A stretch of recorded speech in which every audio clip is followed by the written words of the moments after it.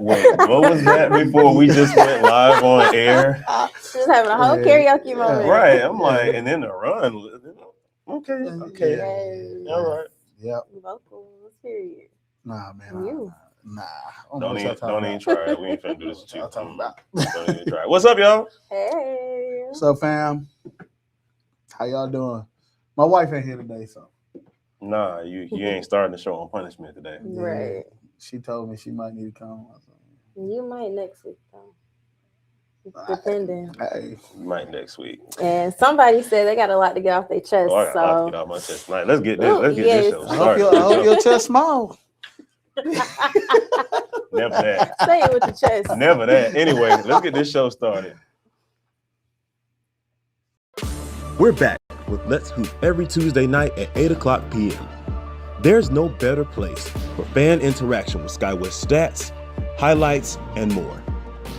Tune in live for the best SkyWest talk, upcoming matchups, and uplifting moments. Let's Hoop, presented by SkyWest Basketball. Hey. Hello. We back. We back. Remember to like, Comment, subscribe. turn on post notifications, share, and tell a friend, and tell a friend, and tell a friend. SkyWest is where it's at, baby. Because as Shaq says, you will be entertained. No, definitely. Look, Sundays, Tuesdays, especially Tuesdays. Yeah, between them two. Especially as of late. Like, yeah. Anyway. Fun times. Fun times. All right, y'all tap in. I don't see no one in the chat yet. I don't see nobody in the chat. Y'all literally from where y'all at. There it is. Because I know y'all gonna have something to say about this top 10. So let's go ahead and get it. Yep.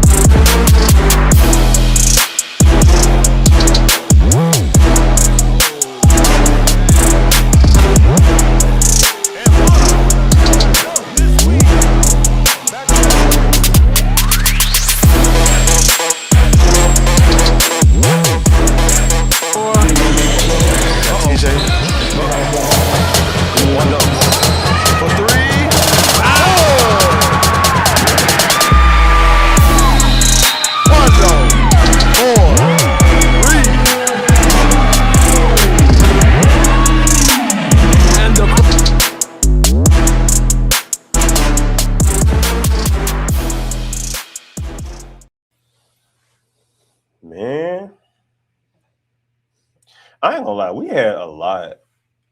Just Sunday as a whole, we just had a good layout of games Sunday, Mhm. just as a whole. Every game was a good game. Every game was a good game, bro. No BTHs. I promise we will never be able to say that again without me seeing you With slap into the camera. Y'all see this? Y'all see this? Bro, I will never. Yep. Oh, that's funny. It was great though. Great. Yeah, it was a great week.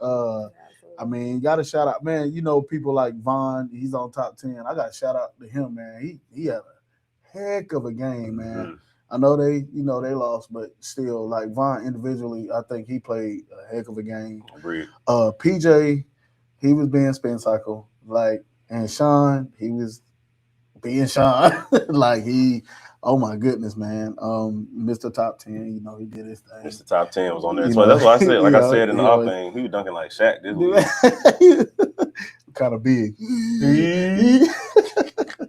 But yeah, man. But it's good to see a variety of players on top 10. Oh, and that steal in 3 was nasty. It was. It really was. That was nasty. It you really know was. what I'm saying? It was like kind of one of those demoralizing plays. Right.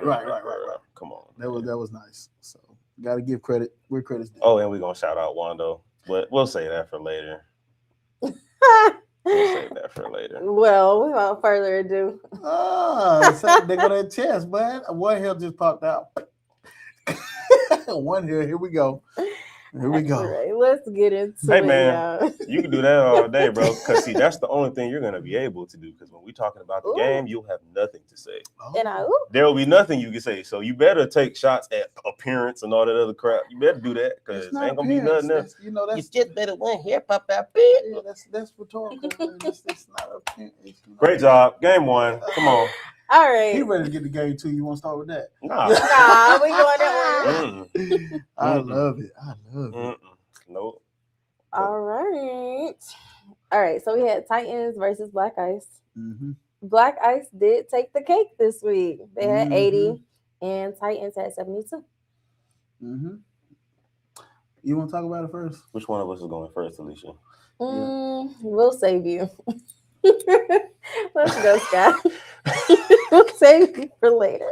You sure you want to do that? Okay. All right. Oh, So Lord. here we go. So first of all, kudos to Black Ice. Black Ice came out and they just look like a well-oiled machine. Definitely. Black Ice, I think they played a lot freer, if you get what I mean. They played, it was just like nothing was holding anybody back. I think they played well as a team. I think the ball moved great. I think that they were very cohesive, very cohesive. Trajan is one I do want to call out. Like, Trajan had a game, and it just felt like I don't know if it felt like some of the other games he's handcuffed. This game, it felt like the handcuffs was off. I'm just being real. So I have to say that. Also, the name is off the shelf. Oh yeah, absolutely. Heat check. Absolutely. Is back. He is back, and with force. It was just a special game from him. And overall, man, I just think they played well. The Titans, they fought, but it was still kind of that hero ball type thing going on. That ultimately, put them down. It was like, hey, man, who can make a shot over somebody? I always felt like that whole game that the Titans were like forcing. It was like one person I have to make this shot to get our team to come back, even though it's two people on me or a person playing defense on me very closely. And I think ultimately because Black Ice played more team oriented, they moved the ball more. It was less sticking.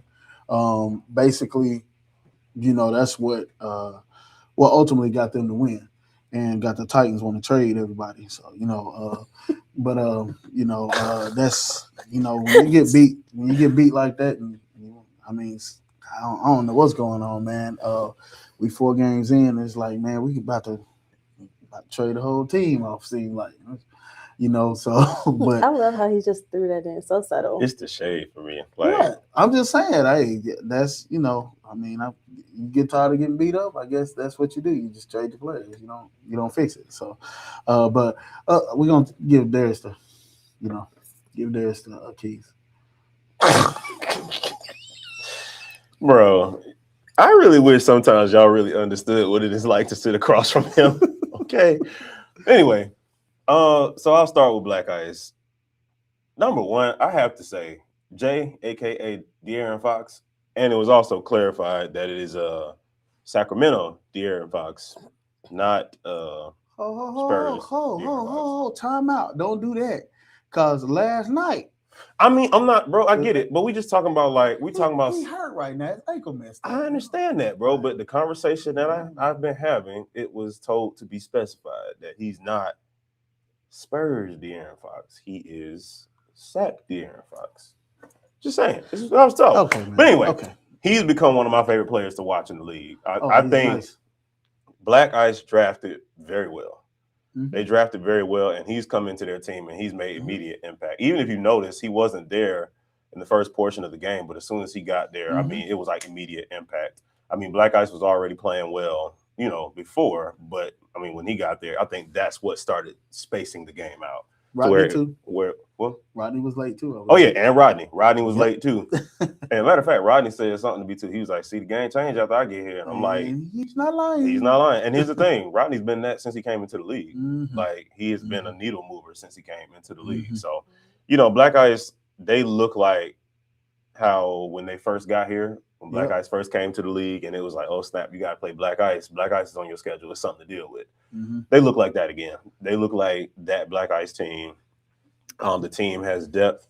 I also think what I can see now too is that they're listening to Lex a lot more. It seems that they're listening to her a lot more and actually allowing her to, take the reins and really just what? Allowing her to just, to coach. And like I said, it just really they outplayed the Titans, just point blank period. I'm not doing this with you. I'm going to keep going. They outplayed the Titans. And then if you go to the Titans side of things, I mean, like I said, your analysis is spot on. I mean, I've been saying it for like the past couple weeks now. With the Titans, I feel that they are getting away from what I felt made them, in my opinion, the strongest team in the league. And it was just the fact that they had, this balance. I mean, you could get it from, you could get beat by it. It's like 8 guys on their team you can get beat by on any given game. And it's just like, that's what made them so dangerous, because it's just like, you don't know who is going to be that one. But then it's like you said, it's like once they got down, it kind of became like, and then also this is another thing too, because there were situations where, people were deferring and not taking shots, but guys were missing. So it was like, pick your poison, you know what I mean? So it's just kind of like that makes it hard as well. And then when it just got to it, it just, it gets tough. And I'll be honest, I thought this just with the Titans in general. And let me first say this: if there's any guy that I felt like could do, with Backus, and I even said this to him, like, dude, this is going to be a tough one because you got a lot of weapons. Like, you have a lot of weapons, and all your weapons are ready to go. So balancing that is going to be tough. Like I said, Backus is the man for the job because he has the knowledge, the IQ, all the above, the strategy, the scheming, all of it. But it's a tough job, and I think we're getting to that point in the season where you got to make trades. Well, I ain't even gonna say you got to make trades, but it's like that's where the toughness that I was speaking on, that's where it's coming in. You know what I mean? Like that's where the toughness is starting to come in, to where it's just like, okay, we got to figure this out. And then somebody else said something that I agree with. I feel like they're missing D'Allen, just in the sense of D'Allen. Every other season, D'Allen has been with them. He's represented balance. When it comes to scoring, assisting, he represented balance. Like, for example, I'll just put it like this. There are some that have said, like, oh, Don taking all the shots and he's not this, he's not that. He needs to pass the ball, he needs to this, he needs to that. But that's not what you want Don doing. Don is a scorer. Yeah, that's what he does. When he has the ball, you want him to be in a position to where he can focus on that. D'Allen provided that balance to where it was like, Don, you ain't got to worry about getting everybody else involved. You ain't got to worry about doing all. When you get the ball, do your thing. I'm going to make sure that, now let me say this, it's not to say that Don can't do that. Mm-hmm. But again, I think the Don D'Allen tandem worked so well Mm-hmm. because they were able to offset each other. And I think they were able to, and then D'Allen scored, when he was able to, he would score whenever he really needed to. I think he had a couple top tens last year that were like buzzer beaters to either send the game into overtime or, whatever. Right. But now, since you want to talk about trades so bad, the Titans have traded Mm-hmm. Corey and Larry. Mm-hmm. So, and they've gained Gary. So they gained some shooting. They traded away a point guard. They traded away Larry, who's kind of all around hustle, scoring, defense. So yeah, I think it's very interesting. Yeah. I will say this during the last stretch of the game. The Titans, it was one particular play. I cannot remember who it was. It was one particular play where they were literally going down the court and somebody was like wide open for a layup and they went back to the 3-point line. I was like, what are y'all doing? Like they refused to go to the basket. And, I talked with backers about this, and backers was like, yeah, they need to drive. I was telling them they need to drive. And what was Black Ice doing the whole game? Driving to the basket. Especially at the end, driving to the basket. They're getting foul calls and stuff like that. And then with the Titans, you're trying to get a call off a jump shot. The ref is not going to call that as much as when you're taking the action to the rim, because taking the action to the rim is bang, bang. It's real quick. Mm-hmm. So ref has to make a quick decision. Mm-hmm. When it's a jumper, they got time to kind of say, as long as they're not like deliberately in your landing space. Right. Yeah. So I think that's what happened. And one thing about D'Allen, just to go back to him, he's selfless. See, and on this Titans team, I believe players become, and when I say become, it's like when they get into that, when they get into that position where they're down, they become selfish. And D'Allen, being a point guard that he is, and being selfless in the situations, he will help out a lot. And he garners attention. So basically that helps with people like Don. That helps him get, open shots instead of having to, kind of do the one-on-one stuff.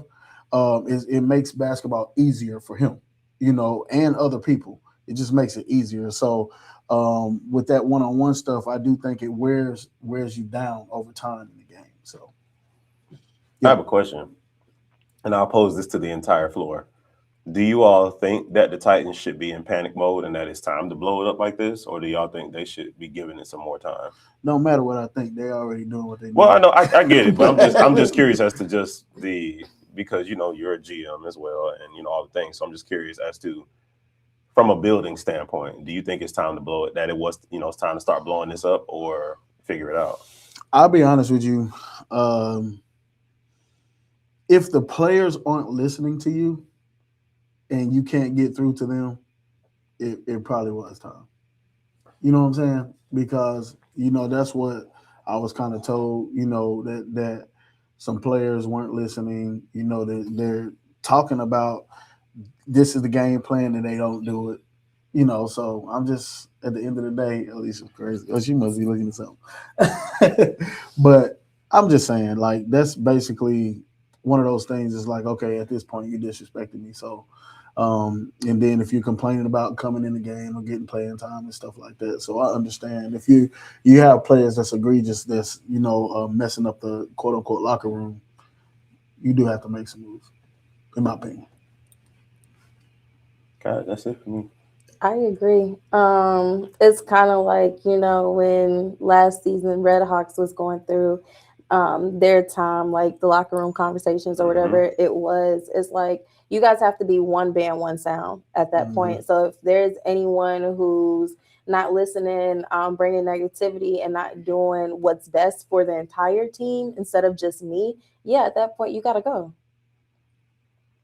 I totally agree.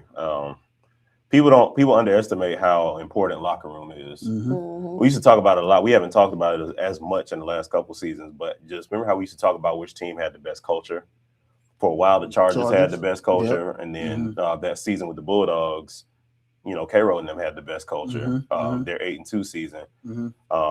I would dare to say for a period of time when we were with the Wolverines back in the day, I would dare to say we probably had the best culture back then. You know what I'm saying? Like, Yeah. but team culture it's a real thing. And right now, the Blazers, I think, has a great. If I have to say yes, I would Mhm. definitely say the Blazers probably have the best culture right now. Mhm.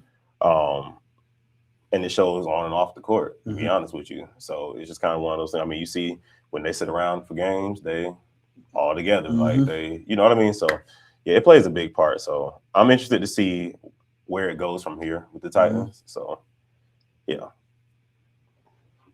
All right, let's move on to the next game. Yes, let's move on to the next game. now, I was about to say, let's move on to the next for the game. next boxing match. Let's get on to the next game. Darius and Sky. Next game. All right, so you already know we got Chargers versus Red Hawks. I'm gonna give y'all name today. 69, and Red Hawks ended with 77. Y'all did y'all thing for real. Let's give him a hand, y'all. No, don't give me nothing. No. Don't give me nothing. No, don't give me nothing. What was the phrase again last week? What was the little statement? You know what happened? What happened to a what now? To a hawk? No. Say it with your chest like you said it last week. A red hawk with lightning hits. The same thing that happened to everything else. Oh, so were you correct or incorrect? I was incorrect. What? I supposed to hurt my feelings? You was 1,000% incorrect. No, I wanted to hear you say it. 1,000%. The same. You was 1,000% incorrect. 1,000%. 1,000%. What you say the score was again? 77 and 69. Yes, 1,000% incorrect. There was no correction in what you said last week. And I'm gonna tell you why I say that, because you was trying to play us, and I'm gonna tell you why I'm also coming at you like this too. Come on. Because you know ball. You know ball. You know better. Come on. And you were straight disrespecting the Red Hawks last week like we a trash team. Straight disrespecting us like we a trash team last week. And here's the thing. You know better, because you know when certain things are not in place, like a coach, when certain things are not in place, like certain players not being available. The league literally got a first look at the Red Hawks at full strength yesterday. And you saw what happened. For you to say the crap that you said last week, I'm just trying to motivate. The last week you was all shoulders. Yeah, I was trying to motivate y'all. Like all shoulders like that was you last week. All of a sudden now this week is let's give him a hand. No. Don't switch up. First of all, stay on that side. Number one.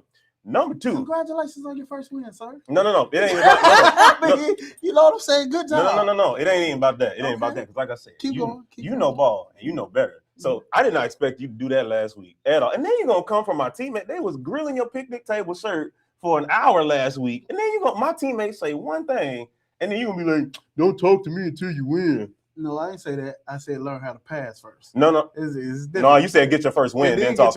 Exactly. I know what you said. I know what you said. Okay. So all that junk you was talking last week, all them shoulders and everything else you had going on last week, I'm gonna need you to sit there. It didn't motivate you. No. It didn't motivate y'all? No, I ain't gonna hold you. It was. I'm gonna tell you the truth. No, I'm gonna be straight up with you. It wasn't just you. It was the craziness that you opened up that the whole league decided that they wanted to eat it. That's right. So I ain't even gonna lie. It wasn't necessarily just you. However, this what you getting from me right now is because you know better. All good, baby. You know better. So I need you to sit there, be humble, and give us our accolades. Appreciate it. Be humble to give you accolades. Okay. I ain't stutter. Come on. Are you finished? For now. No, I'm letting you get it out. No, that was just my opening segment. That was my opening segment. Go ahead. You grew up and smelled your pee. That was my opening. See, that's what I'm saying. You better do that. You better do that. You done grew up and smelled your pee. You better do that, because there's nothing else you can do. And ladies and gentlemen, when people realize that they're wrong, all they do is try to take a little jab. We ain't talking about pee and growing up, bro. We talking about basketball. When people realize they're wrong and can't handle it, they want to make jabs. Exhibit A. So, accolades. Listening. So, the team played very well. I will say that. Okay. Played very well. You guys came out heavy defense. Now, I will say this. So, when you have the information that you have the information that you have. So, what I mean by that is, who knew that y'all would have a coach that would do this for y'all. Who knew that you had Josh? So now that we was making coming back? excuses for why Ain't no you were excuse. wrong? Ain't no excuse. Man, excuse. get the Don't do freak that. out. Now I'm about to walk off set, not because he's funny. You can walk off set if you want to, but did anybody know Josh was coming back besides you or y'all? We didn't even know for sure that he was coming back. Okay, but what I'm saying is that's a huge difference. What you been missing? What you been missing? No, that was a huge. He made a huge difference. Okay, Absolutely. So don't come at me like I'm just sounding crazy because if y'all don't have Josh this game, what's happening? No, but here's the point, and you actually just proved my point with what you just said. Proved my point. Okay, you know ball. This whole time, like you was trashing us, like we was trash. It was because we were missing things. Okay, and so what I'm saying is, not once did you be like, well, y'all ain't been healthy, or y'all been missing Josh, or you ain't say that not once. It's just all the little y'all trash and telling my player when you get your first win, and hopefully the Bulldogs on you, which one of y'all have a win before y'all play each other at the end of the season. So it's just like, come on now, bro. Like, which side you gonna be on? It's cool, man. It's cool. It's cool. You know what I'm saying? It's okay. All right, go ahead. Beat your chest and be happy. I ain't beating none, bro. Even TJ said it. You switched it up this week, though. Exactly, TJ. Switch what up? What I switch up? Your tune. My tune? You switched it up this week. Yeah, I mean, y'all. Hey, I don't care about being wrong. See, this is the thing. I don't care about being wrong. Y'all think, oh, it's hurt my feelings because I was wrong. I didn't pick no. I don't know, bro. You over there talking about piss and growing up? You sound a little hurt to me. Ain't nobody hurt, bro. All right, come on, accolades. Let's talk about the game. They didn't come to see us, Otis. Come on. But anyway, just kudos to y'all, man. Y'all came out, y'all had a plan, y'all did what you're supposed to do. You had a coach to help you out. You got your rotations, straightened out because y'all had rotation issues. Black Lightning, obviously huge. And I do think I gotta call out Chicken Man. Chicken Man played phenomenal defense on Shaq. Phenomenal defense on Shaq. Which Shaq is a big piece for the Chargers. And to hold him down, you know what I'm saying, to how he did. Obviously, he was just showing what he was or what he was last year. He's a defensive player of the year for a reason. So he did a great job. But Wando showed who Wando was. He had some huge shots, down the stretch. So kudos to y'all. Chargers, I mean, I think they came in looking at y'all like a 0-3 team, and it hurt them. I think it hurt them. I think they were like, it's the Red Hawks. They heard everything I said. It was like, it's the Red Hawks. But I'm not taking anything away from the Chargers because the Chargers actually fought. They fought hard. They were playing Chargers basketball. It's just Red Hawks basketball won. I mean, basically the game went to OT.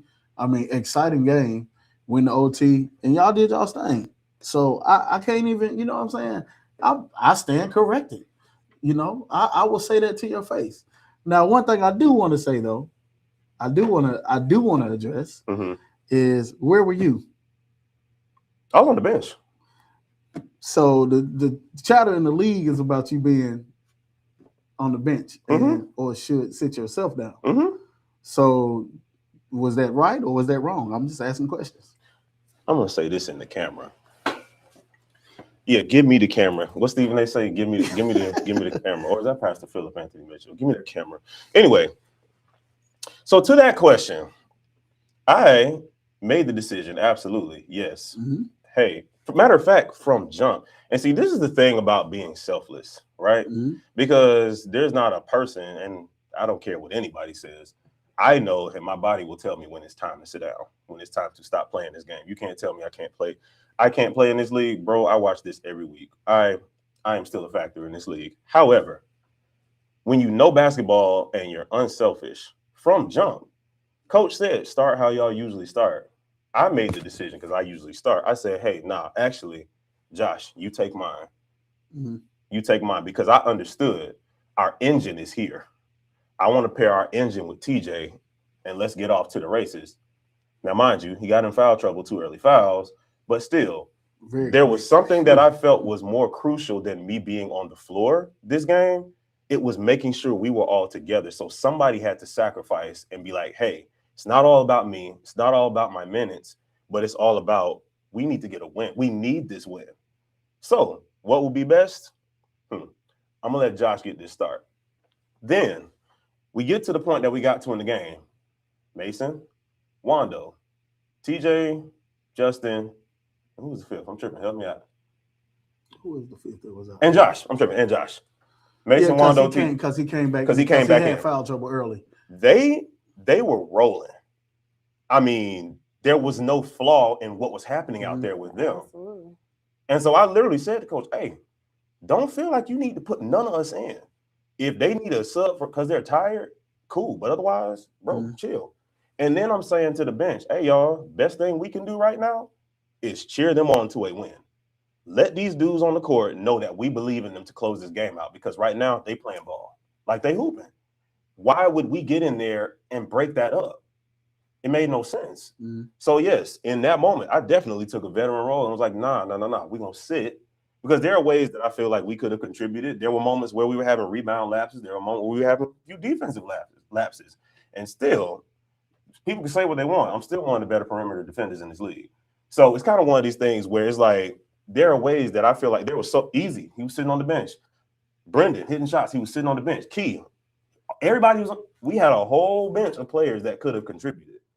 But the whole bench had the same mindset of, y'all that's on the floor, we're believing in y'all to finish this game. That's something we haven't had all season. All season, it's been like this battle for minutes and time and position and all these different things. And it's just like, for the first time, we came together as a team. Coach was at the helm. All of us was on the bench doing what we were doing. And I mean, hey, you saw the result. Like, y'all saw the result. So it's just kind of like, I ain't tripping on none of that, bro. Not at all. So I wanna ask 3 questions. Okay. The first one, what's going on? Because listen, y'all see that me and Darius go at it. I'm gonna talk trash to Darius. Of course. You know what I'm saying? I don't care who it is. I'm just letting y'all know. I don't care. What was up with your teammate that was sitting on the stairs? Suspect. Like, I don't understand. Y'all won the game. Y'all all got in the camera and was talking to Alicia, and he was still sitting over there unhappy. Like, what's up with that? Like, I don't like, for me, and I'm gonna just tell you my opinion. That is being a bad teammate. Like, I'm just being real. It was being a bad teammate. Everybody saw it. It was like almost a pout, like, because he wasn't a part of it. But understand, when you're on a team, you're a team. Like, so when those 5 that's on the court win, everybody wins. But it was like he lost. It was like he lost the game. I'm trying to figure out what's going on there. Like, I don't understand that. Like, is it something that, going on? And he said suspect is dealing with injuries, but injured players cheer their team on. That's not an excuse. I'm not even letting that go. That's not an excuse. Is there something going on with suspect that we don't know about? Or? Well, I'll just say this. In his defense, I'll just say this, because he did talk to me today. And he did say that it was something existential that had nothing to do with the game that was on his mind. And then also, like TJ said, the whole injury thing, just wanting to be able to do more and help the team. And then it's kind of one of those things, bro, where it's just like, you get to a place to where, your body can really, your body can really kind of betray you in certain moments. You know what I mean? And even like with the injury that he had the week prior, and just trying to nurse it back this week, and for his body to still not cooperate with him, that bothered him as well. So it was like that bothered him as well, on top of whatever personally was going on. I don't have any insight on that, but in his defense, that is what I was told today. It wasn't just about not being with the team or anything like that, but so that's what I will say. That's why I asked, because I literally didn't know. That's why I'm asking the question, what's going on, because it looked bad. Optics, it looked bad. It looked like he just wasn't happy, with the situation. So that's why I'm asking that question. Number 2, y'all had a great win. What's going on with Mason? Nothing honestly has changed since the last time we talked about it. And one thing that I will say, and this is another one of those, I say this live over public airways, people have a lot of things to say about him. People have a lot of things to say about his attitude, what he does, what he doesn't do, how he they try to say he's a team killer, he's a this, he's a that. But after this last week, I ain't even gonna lie to you. He's always had my respect, but he has it on an even deeper level now, because with all this trade talks and all this kind of stuff like that, when somebody is typically 1 foot in and 1 foot out, where you kind of know they're on their way out the door, it was known he was moving before Sunday. He and I had already talked. We had already been having other conversations with other teams. It was known he was leaving. So number one, he didn't have to show up, number one, and finish that game out with us, number one. Number two, the way that he played as if he was playing for his team. Like, you understand what I'm saying? Like, it was like he wasn't just out there. He was playing like he was battling with his team and his brothers. And I mean, he literally, it's one of those, he left it all on the floor for the Red Hawks before leaving. So for that alone, it's kind of like one of those, it's already been understood that he wanted to go explore another situation, all the above. And for me, like, when a man gives me his word and says, hey, I want to go, I want to try something else out, whatever.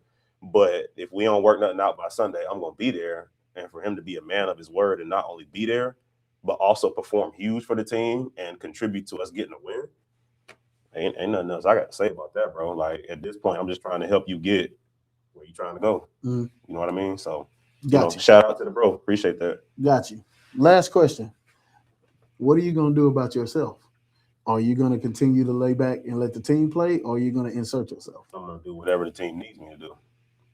So, which means, I'll give you a case in point, bro. I was willing to sit back last year, but there was nobody sitting on our bench that was going to sit me down. If you're going to come out there and outperform me, I sit down, bro. Point blank, I've never moved my needle on that.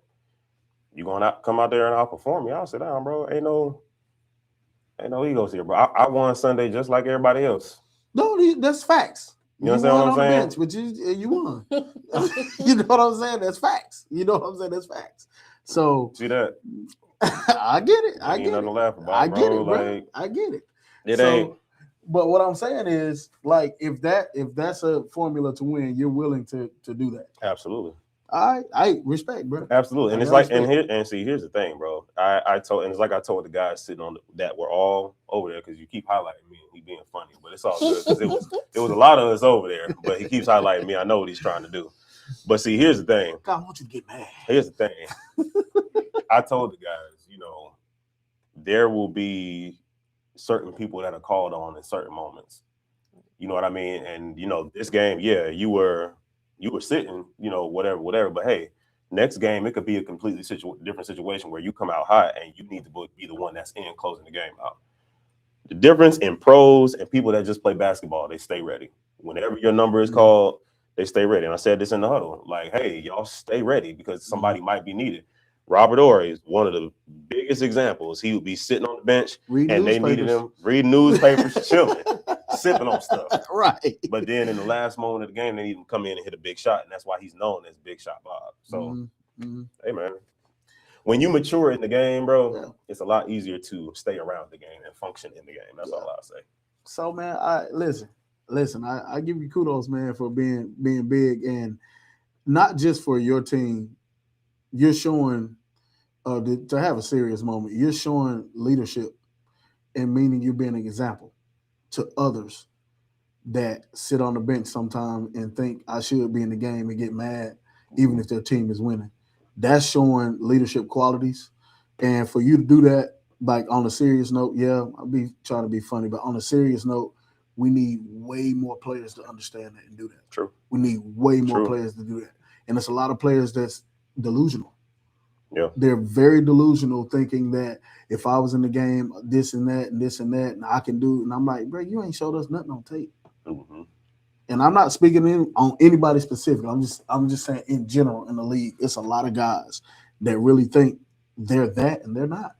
And bro, even the guys that are that sometimes, sometimes you need to recognize what's happening on the floor. Absolutely. If you see that group on the floor has synergy, you gotta leave that alone and just let it ride. You know what I mean? So Yeah, man. But look, I appreciate that, bro. Yeah, I gotta. Hey, man, but we Look, still. gloves- I have to take gloves off, gloves off, man. Gloves off. You know what I'm saying? I gotta take that hat off. They don't like, even know, bro. We've been waiting on this like for the Oh past yeah, couple days. man. Oh yeah, man. Like it's gonna be a good one. But yeah, that's funny. that's I mean that's a lesson learned, man, and that's something that I can respect you for doing. No, for sure. Yeah. Appreciate that. Mm-hmm. One last thing. I got to shout out Wando too. Wando had his best, I would say his best game in Sky West Sunday. I mean, there were big moments, even at the beginning of the game where we got down big. He hit a big three, Right. kind of got things rolling. Obviously, he hit the big shot to put us in overtime. Yeah, absolutely. Right. And bro, they were dog tired, bro. But they literally, that last unit, they gutted it out, bro. Like they were dog tired, but they gutted it out. So, kudos to them. And yeah, Wando's an engine. He's an engine. Like he always hustles. Like, he always hustles. And I think because he didn't have to handle the ball as much, you get what I'm saying? He was able to play his game a lot better. Yeah. A lot better. So, yeah. But good stuff, man. Good dub, man. Good win. Oh, but I'm sorry, we done talked about the Red the whole time though. Is there anything you want to point out about the Chargers? Well, I did talk about the Chargers. I talked about them fighting and stuff like that. But like I said, as far as it goes, and the reason is we're talking about the Redhawks so much is because, on paper and what we've seen, Chargers were undefeated, and you guys didn't have a win yet. So it's big for the Redhawks to win this game.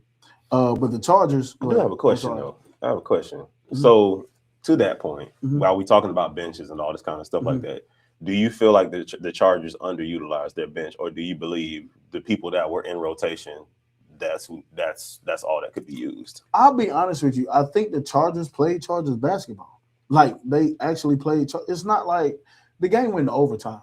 You know what I'm saying? But it was a couple of things. Like I said, they came out. They're like, we're playing the Redhawks. The Redhawks. They have an 0-3 record. When you come out with that mentality, that'll hurt you in the beginning, and then that also help you guys, because when you guys came out and you were right there with them the whole time, it's like, man, we can do this, we can do this, we can do this, and your spirits get high. And when spirits get high, and when you come together as a team like that, you play better together, and you play for each other. You play harder for each other. You try to cover each other's mistakes. You don't fuss at each other and stuff like that over mistakes. And I think that right there is what really, really kept y'all in the game. The Chargers didn't play a horrible game. They did not. They played Chargers basketball. They were just outplayed Sunday, period. Hands down. And it was just y'all frustrated them. Y'all frustrated them. Defensively, y'all frustrated them. It wasn't just an easy basketball game for them. And, and I think when they came out as flat as they came out, I think it really, really, really hurt them in the end. So, yep. All right, y'all. Well, y'all was finna start preaching. I was like, hold up.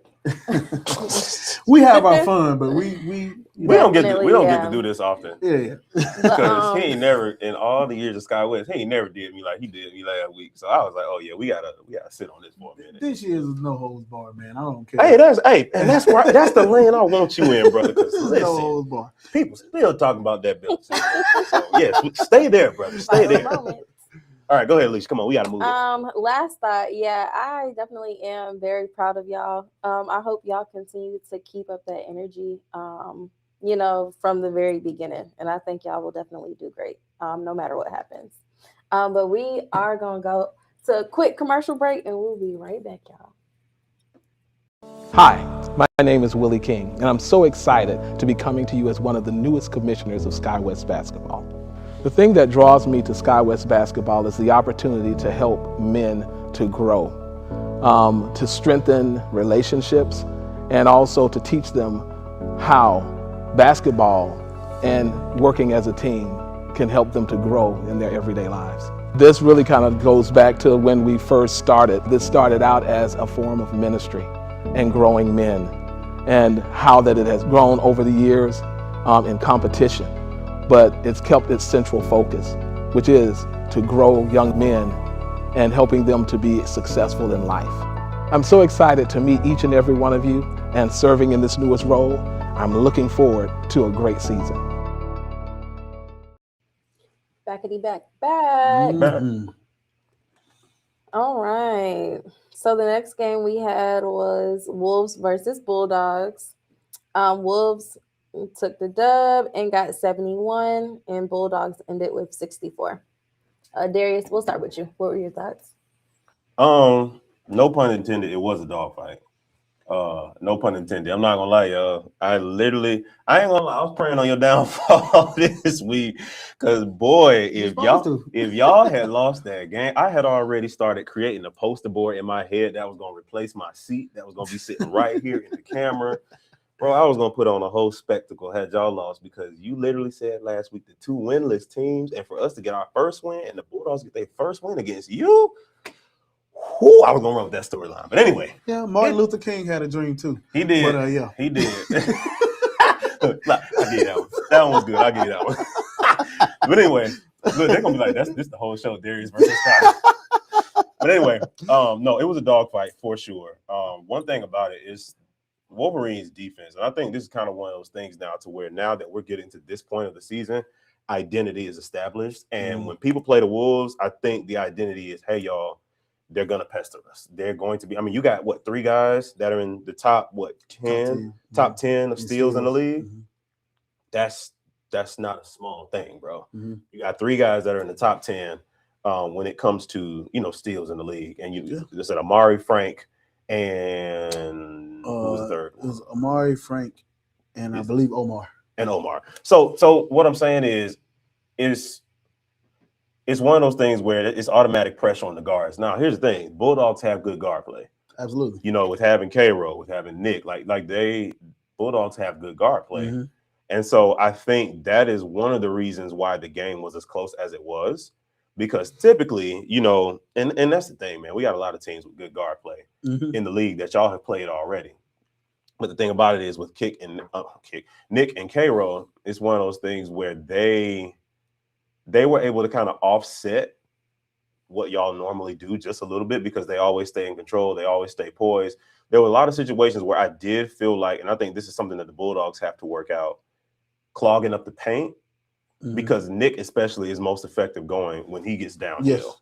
Yes. And so when, even as a member of the Bulldogs, when you're clogging the paint up, you're acting as a 6th defender. Right. You know what I mean? Because Nick can't get in there. He can't get to where he needs to get to be most effective. So it's just kind of one of those things, bro, where I feel like it was really one, because to be honest with you, it was looked at as, the Wolves gonna kill the Bulldogs, just because same thing like with the Red, their record, all the things, but it's like they didn't get off on y'all like it was thought that they would either. Like the game was very close up to a certain point. I also do believe that not having Josh for a period of time, Josh is he's a game changer, bro. Like he's somebody that when you implement him into the game swings in his direction, because he's just that dominant of a player. Right. And he can affect the game in so many ways, defensively, offensively. He's going to rebound. Like he's going to do a lot, and he's going to draw attention. Because if not, you get them Shaq dunks that he was doing this week, hanging on the rim, kicking his legs out and whatnot. So, like I said, I just think, just looking at the Wolves right now, you got to talk about Sham, and Sham is just like the perfect Swiss Army knife, for you guys. If you need scoring, if you need defense, like he kind of just does a little bit of everything, even come out and knock down some shots. So it's just kind of one of those things where you look at the Wolves now, and it's like, yeah, the Wolves, you guys have a complete team. With Tez, you guys have a complete team, and it seems that you guys have hung your hats on defense.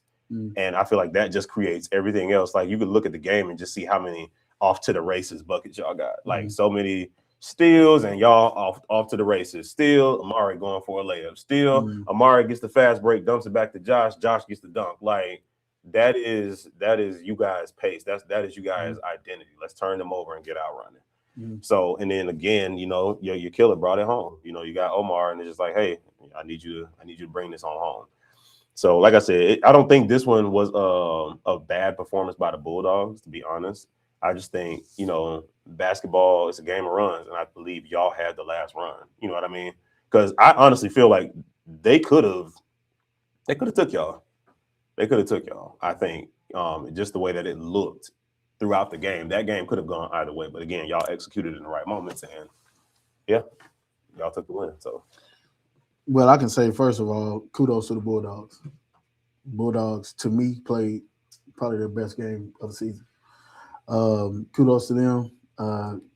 All my junk I talked, but see, this is what I like. You get what I'm saying? All the trash I talked, it came out during the K-Roll even said, "This ain't Let's Hoop." You know what I'm saying? He was saying stuff like that, and I'm like, it's cool. I like that, man. I like to motivate, and it's to my detriment sometimes, you know.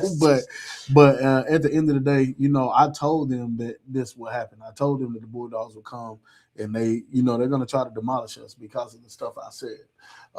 That being said, kudos to my team for, you know, weathering the storm and, you know, being veteran players, you know, at the end of the game, you know, pulling stuff off. But if I can do some individual stuff, I just want to, man, I got some stats right here.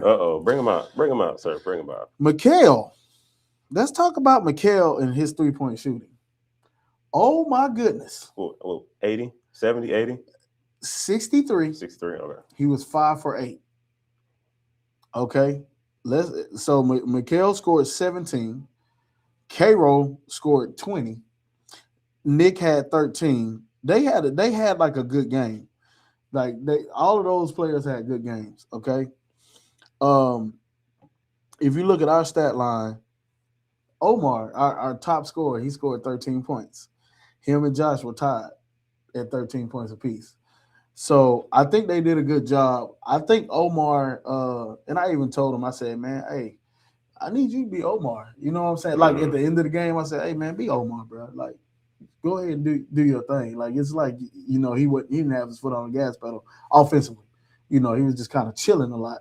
But at the end of the game, you saw him just turn up. You know what I'm saying? He turned up. Because I don't think he had 1 point, I think, the entire first half. Wow. Yeah. Yeah, 1 point. Which is not like him. The entire first half. So I'll say that. But I just have to give credit to the Bulldogs because they pushed us. They pushed us. And a lot of people was looking at me like, hey, man. I was like, listen, not having Josh was great. And it builds character. Okay. I don't do excuses. I don't care who's there, who's not playing. I don't do excuses. If I lose because I only got 5 players, we shouldn't have lost. I don't care about that. I don't have that in me, and I don't think my team has that in them. You get what I'm saying? So for them to fight as long as they did without Josh, and for Josh to come in and do what he did is great. I will point out some things on myself because myself needs some, you know, some spanking sometimes too. You know, I believe that my rotations were kind of poor this game. And it was kind of because I was so focused on the game and I get zoned out in the moment sometimes. So I could have did that better, you know. And also I believe sometimes the players weren't hearing me. You know, and my thing is, as a coach, you have to make sure your players hear what you're saying. If they don't, it's your fault. It's not their fault. It's your fault. If they're not listening, it's your fault. So you got to do something different, and you got to be better at motivating them to understand and do what you say. You get what I'm saying? So I got to say that I believe, I don't know if you heard me scream, like our problem was we were helping too much. Our defenders are good at staying in front of players. And then if there's a pick, the other player is normally there. But a lot of times, Mikal, this joker had wide open shots. Why? Because it was somebody helping off of him. And I told him from the beginning of the game, Mikal is a shooter. 11 is a shooter. Do not get off of him. And what happened? They were cheating, kept cheating off of him. And for me not to keep reiterating that and for me not to stress that enough, I put that on me. Anytime we don't operate properly, I'm putting it on me. I know the players are out there playing, but I have to communicate that a lot better. So, you know, as a coach, you know, it was a learning experience for me as well. Rotation-wise, I'm still, believe it or not, I'm still learning my team and learning what rotations work, you know. And I've talked to my team. I say, listen, I got to rotate better. You know, I got to rotate better. They had 8 players. I think we had 11. We had 11 players. Why did I play so many players so long? You understand what I'm saying? Yeah. Those are things that I can improve on as a coach. So that's stuff that I'm gonna get better at. But at the end of the day, my players, that were in the game, they had that heart, and they're all over the place defensively, getting steals. At the end of the game, it was like they turned up, and they showed up. So I got to give credit to my players, like I said, and I say it every week. I'll fall on the sword for my players, and they did what they did. Even Dwight on the when he was announcing the game, he even said, "Man, I see some of the players, actually talking to each other and coaching each other." And I kind of stepped back a little bit, because sometimes players talking to each other and it was all positive. You get what I'm saying? And them giving each other information, and it's just a new voice besides the coach. So I loved it. I loved it. But like I said, hats off to the Bulldogs. Y'all came out and y'all gave us a game. But some dreams don't come true. And we got the dub. So it is what it is. And he had to wrap it up with that. He wasn't going to just leave it where it was. He had to wrap it up with that. Yep. That's all I got, though. Some dreams don't come true. It's crazy. Don't. All right, let's get into the next game, y'all. We had Warriors versus Blazers. Warriors ended with 75, and Blazers did take the cake with 88. Darius. All right, this was another one I wanted to talk about too, because this one had a lot of dynamics. So the first one that I'll start with is that I'll shout out Lance first. And this is why. Lance, especially even like this season, coming from a team, because he was last on the Red Hawks, coming from a team where he was averaging, if not 20, I think he was averaging 20, but if not, it was very close. Mm-hmm. Where you were essentially running the show, for the most part. Him and DeMarcus were our guards. So, they were running the show. You're used to being able to do and, get all the minutes, do all the things. The shots. Get all the shots, all of that. But coming to this Blazers team, his role has been reduced. And this season, it seems like it's been reduced even a little more. And I feel like what I was saying earlier about how pros, they stay ready. Mm-hmm. I feel like his number was called on Sunday and he was ready. And Lance had a huge impact on that game. And just the way that it went, he provided just another weapon, for the team, because again, with where the league has gotten now, there are no more, you're going to win with a tandem of two, or right. Mm-hmm. You can have one good player and not so good people around you, and you can still pull off a win. Like, no, now you have to have a team. Mm-hmm. You have to have a team, and honestly, like, you got to have a strong five, and you have to have a deep bench too, because the teams that are winning, they have good benches. And so it's kind of one of those things where he was very, very ready. Lance was very ready. Then, man, when you start dissecting from there, when you just look at the way the Blazers play, they play like a team. Mm-hmm. They play like an overall team. And it's just like, again, you can get killed from anywhere. Like, it was like 3 or 4 plays that it was like 3 or 4 passes that led to a wide open shot with Quinn right at the top of the key. Mm-hmm. And if you have been watching the Blazers play, Quinn at the top of the key, like finding him at the top of the key is actually a thing. Like, that's one of his spots, like being up at the top of the key. So, like I said, they play as a team. And then, you got Kel, he was on top 10, muscling his way through, finishing up the layup. And then what I think was one of the biggest problems was I don't believe that the Warriors were able to find a consistent answer for Sean defensively. Because, and I think different things were thrown at him. Danny was on him at one point. And I thought that was going to be the primary matchup because, it was one possession where, Sean scored on Danny. And then the very next possession, he came down to score on Danny again. Danny stripped it out of his hand, out of bounds. And I was like, okay, so it's going to be like, or whatever. Now, Danny got the foul call for that. But honestly, I felt like that was a play on. But, that was just me. But I just like to see the battle. You know what I mean? And then another thing, we were talking about it on commentary, Barlow was a good option for Sean as well, because, again, Barlow can at least match his physicality. energy. and his physicality, his energy, Mhm. and Barlow can move. Like he's quick on his feet. Mhm. So Danny and Barlow were like my two top, the top two that I would think would be thrown over there. But then I just kept seeing other moments where Nigel would end up on him or Amari would end up on him. And literally every time that happened, Blazers was like, here you go. Mhm. Here you go, Sean. They fed him so much in that Mhm. game. Literally every time a smaller guard was on him, it was like, here you go. And he pretty much scored just about every time. Mhm. And if he didn't score, it was about a foul or It was a something, foul. something around in there. So it's just kind of one of those things where I just feel like I would have liked to have seen Danny on him a little longer. Because again, I saw the battle in the beginning. And so I was like, I wanted to see how that was going to play out. So that's number one. And then number two, I would have liked to have seen more Danny and Barlow on him. When it got to a certain point, and I was even saying it on the broadcast, like, I don't like this. I don't like this. Why are we, Amari, he's a great player, a great guard, great offensive, all the things like that. But when it comes to, and even a great perimeter defender, Mhm. but post defense is that's a different animal. And I don't think he's, a great post defender. So it's like, I feel like you just kind of have to know those things, you know what I mean? And Mhm. just kind of figure that out. I felt like there were moments where the Warriors also struggled to find consistent offense. I can tell that the Warriors, and this is the only thing that I didn't like, and I think that would be my message to the Warriors is, don't get frustrated internally, because I could tell that they got frustrated internally, and I think that's when the game really swung, when they got frustrated internally, because the Warriors, they're a great team. Like, if you look at the build and the makeup of what they have, Mhm. bro, they're a great team.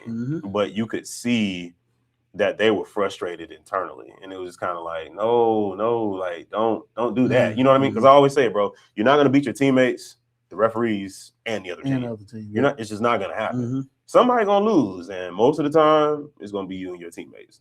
Referees are. Danny can't do nothing with Sean Darius, respectfully. That's going to be. Yeah. I mean, anyway. I'm not here. That's another man he riding. Oh Lord, here we go. They go in. Yeah, I'm about to say it's about to. Here we go. It's about to start. But yeah, it's just kind of one of those things where, like I said, you have to just make adjustments on the fly and just honestly stay together. Because I honestly feel like, they had a great chance, and again, with having players like Rashad, Danny, Amari, Barlow, like, it's not like y'all didn't have a chance to beat the Blazers. Right. You understand what I'm saying? And so I just think, that's just kind of my 2 cents on it. I just think there were just different things that just kind of played a part. But by no means do I feel like the Warriors aren't the caliber of a team that couldn't have beat the Blazers. I just think, it was just too many moments where they weren't in it mentally, I think. Because Rashad, I mean, he was doing what he could, but still, sometimes it's just like I said, sometimes it can't just be the 1 or 2 man tandem. Mm-hmm. It's gotta be the entire team. So yeah. I'll say this about the Warriors. First of all, when they came out, the Warriors actually came out. They came out strong. That's what I'm saying. Yeah. So it's telling me one thing: the Warriors were lacking. I told I forgot who I told this. But I told I can't remember which coach I told this, but I said that they were missing manpower. The Warriors' rotation was not as good, or they didn't have as many guys to rotate as the Blazers did. You get what I'm saying? And over time, it wore them down. Like, so the game, it wasn't like the game was out of hand. It wasn't out of hand. But the frustration comes when you're tired, when you got to play all these minutes because you don't really have the manpower. You know what I'm saying? And it wears you down. And then, when you put in smaller guys like, Amari and Nigel on Sean is really kind of in comparison to what Bully was before, his injury and stuff like that. Mm-hmm. Like Sean and Bully kind of have that mentality of, if it's somebody small on me, I can overpower them. If it's somebody that's bigger that you put on me, I can be quicker than them. You get what I'm saying? Like, it's just, he's a he's an anomaly. You know what I'm saying? Yeah. So it's really hard to figure him out and hard to guard him. So and then when you double team him, he's smart enough to pass the ball. Mhm. And through none of your speech, did you even say anything about Geno? Oh yeah, Gino said did kind of have my nothing bad. about Look, Geno. my fault, Gino. Don't text me. Don't hit me up. My bad. Charge it to my head, not my heart. But what I'm saying is, you have Geno on that team too. Mhm. It is crazy And I think he The- got off more this game than he has all season too. Yeah. the weapons that they have. Zebo, I mean, come on, man. It's just like, man. So if you double team him, he's a willing passer. If you don't double team him, he's a willing killer. You know what I'm saying? So it's rough. But I will say for the Warriors, I wouldn't be discouraged. I think they got some stuff in the trades too. That's giving them more manpower. I wouldn't be discouraged at all. I think the Warriors played a great game. I just think they ran out of gas. I'm being completely honest with you. I think they ran out of gas, and the Blazers with their rotation, they almost remind me of the Golden State Warriors. How like everybody on that bench can pretty much not completely everybody, but most people on that bench can give you something. Mhm. They can always give you something. They like Lance coming off the bench. He's going to give you something, you know, and he's going to play within that Zebo team. came off the bench this game, right? I think Zebo did come off the bench this game. Like those are two starters on other teams. Mm-hmm. That's a rough situation to be in when you don't have the manpower, and then obviously Rashad being the dominant player he is, you know what I'm saying? You're giving Rashad the ball and saying, "Hey man, go to work. You know we need you." Not only Rashad, I got to give Danny his credit. Danny actually had a good game as well. Mm-hmm. Danny did not play bad at all. Mm-hmm. Danny had a great game. I mean, I just think that, like I said, Barlow, I think all of them had a good game. That's what I'm saying, bro. It wasn't bad. It was just on that other end. On the like other it's end. just there was no consistent answer. Exactly. Yeah. Exactly. So it was a defensive. I think it was a defensive flaw. You know what I'm saying that they had, and I think it just happened over time. You know, you start breaking down when you just gotta continue to play, and the Blazers are coming at you, running sets, coming at you. You know, setting picks, coming at you. These people cutting here. This person cutting here. This person going baseline. You know what I'm saying? Like it's just like you have to. Energy is not just body wise. Energy comes from here too, and you gotta think, man, what do I do? If they do this, I gotta do this. All of that stuff wears on you, and by the fourth quarter, the Blazers are still kind of rolling, and the Warriors are like, man, like I'm tired. I'm trying my best. You know what I'm saying? So, like I said, I can't even, you know, say anything bad about the Warriors. I think they had a great game. It's just, I just think they, you know, got outlasted pretty much with what the Blazers do. So, I'll say that. One last thing I will say about the game too that I did not like that the Warriors did. I didn't like that zone. Not against the Blazers. No. They shoot too well. Yeah. I don't like that zone against the Blazers because they do have guys that will knock down shots. So I think that was the only other thing that I will say that I did not like.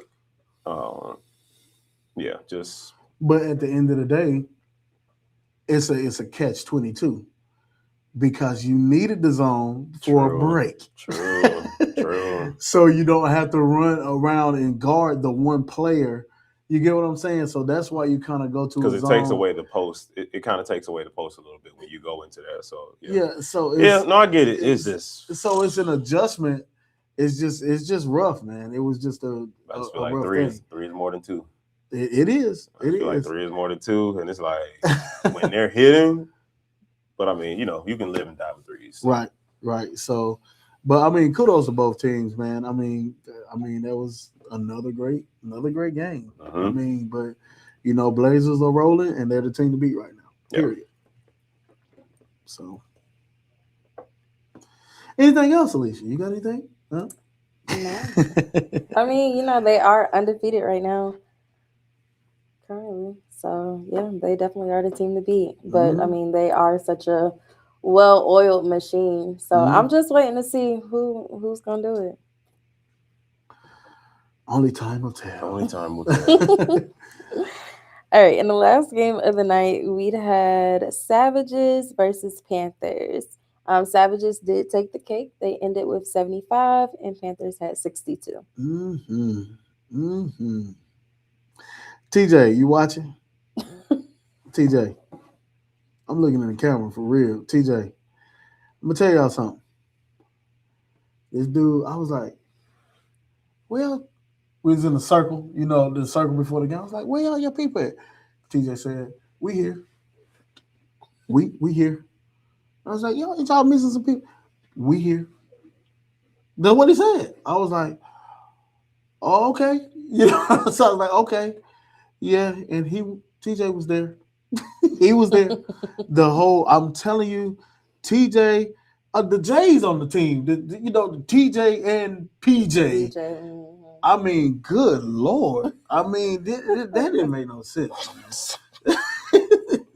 It was like, I mean, and TJ, once again, and I think we talked about it a little last week, he's showing you what he really is. And I think he's got his identity back. TJ is going crazy. They did not have a main player. Matter of fact, didn't Steve lead the team in scoring last week? Uh-huh. Yeah. He was not there. And guess what? They still won. So that's letting me know something. And the other thing that I got to give credit for is Jordan. He's over there coaching them. You get what I'm saying? Got to give credit to him. They're 3-1. The Savages are 3-1. They're winning games where they need to win games. And I just got to give kudos to that team. They just played a heck of a game, and I was impressed. I was impressed with what I saw, and I just think they're a team to be reckoned with. You know what I'm saying? Yeah. They're a team to be reckoned with. That's just. I was just impressed, just as a team. PJ in his spin cycle days, I mean, he is like that. PJ was, he was rebounding. Matter of fact, I think PJ's top 2 in rebounds right now. I think he's second in rebounds. PJ, great game from them, man. I just think they came out there and they just took it. They just took it. I need I say much more, and that's all I got. Yeah, I honestly agree. First of all, I got to shout out TJ myself. Like, TJ is one of those ones where, and he's felt like he's been overlooked a lot. Because Sky West has just gotten to a point to where we have like that much great talent in the league now, and TJ has felt like I've been overlooked and don't nobody respect me. Like, right. When we talking about the best players in the league, my name is never mentioned and all these things like that. So I think this year he's kind of, he said it himself, but I think, he's stamping it as well. He's reminding everybody like, yo, I'm still one of them ones. You know what I mean? Like, don't think that, just because all these new people coming in and got all this stuff, like, no, like, I'm still here. And I think he done had a couple breakout games this season. Not just this one, but it's been a couple of them. He been on top 10, pulling shots out the air with his elbow above the rim. Like, TJ is just really showing like, no, I'm here. So shout out to you, TJ. We talked earlier, so I'm just saying it publicly now. Proud of you and how you've been playing. Keep it up. And not even just that, but just the Savage organization as a whole. They look really good. This was without Steve this week. So they look really good. Also got to shout out Solomon Stephon Castle Holmes.